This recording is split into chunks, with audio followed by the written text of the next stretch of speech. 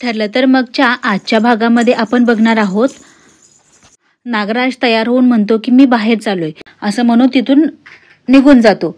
तो बाहेर गेल्या गेल्या सुमनच्या मनात ट्यूब पेटते आणि ती म्हणते हे नक्कीच महिपतला भेटायला चाललेत, त्यांचा पाठलागच करते म्हणून ती ही फळं आणायचं कारण देऊन घरातून निघून नागराजचा पाठलाग करते.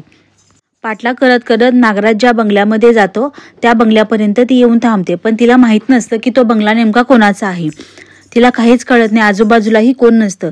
पण अचानक तिथे एक जण येतो आणि त्या माणसाला सुमन विचारते की दादा हा बंगला कोणाचा आहे माहिती आहे का? तेव्हा तो माणूस म्हणतो हा बंगला SS कन्स्ट्रक्शनच्या मालकाचा आहे, म्हणजेच महिपत शिकरेचा आहे. हे ऐकल्यानंतर सुमनला खूप मोठा धक्का बसतो.